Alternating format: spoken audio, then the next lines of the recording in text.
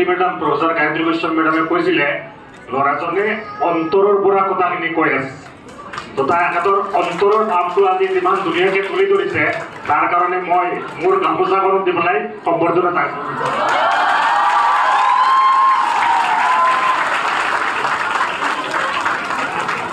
মই আজি নিজকে এখন কলেজৰ লগত জড়িত হৈ সঁচাকৈ আনন্দিত।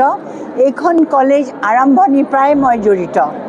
আজমল ফাউণ্ডেশ্যনে শিক্ষাৰ কাৰণে যিটো কৰিছে সেইটো কিন্তু মই ভাবোঁ বহুতে কৰা নাই আৰু দৰিদ্ৰ পৰিয়ালৰ ল'ৰা ছোৱালীৰ কাৰণে যথেষ্ট কৰিছে আৰু মই সঁচাকৈ ভাল পাইছোঁ যে আজি মই এইখন অনুষ্ঠানত মই নিজকে মানে জড়িত কৰিব পাৰিছোঁ।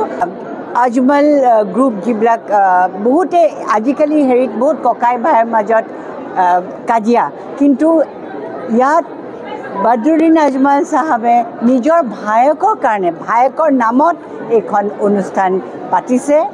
সেইকাৰণে মই মোৰ শুভেচ্ছা থাকিল। সদায় মই জড়িত, যেতিয়ালৈকে মই জীয়াই থাকোঁ তেতিয়ালৈকে মই এইখন মহাবিদ্যালয়ৰ লগত জড়িত থাকিম। কিয় মই দেখিছোঁ, মোৰ গুৱাহাটী ইউনিভাৰ্চিটিত মই আছিলোঁ, শিক্ষা বিভাগৰ মুৰব্বী অধ্যাপিকা হৈ আছিলোঁ আৰু মই দেখিছোঁ যে আজমল ফাউণ্ডেশ্যনে শিক্ষাৰ কাৰণে কিমান কৰিছে।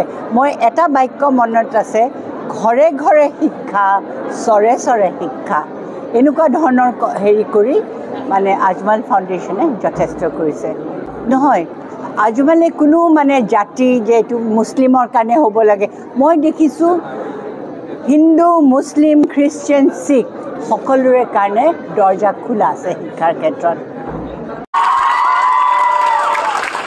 পইচাটো দিয়া নাই, যিসকলে দিছে তেওঁলোকৰ কাৰণে হাততালিও দিবলৈ নাই।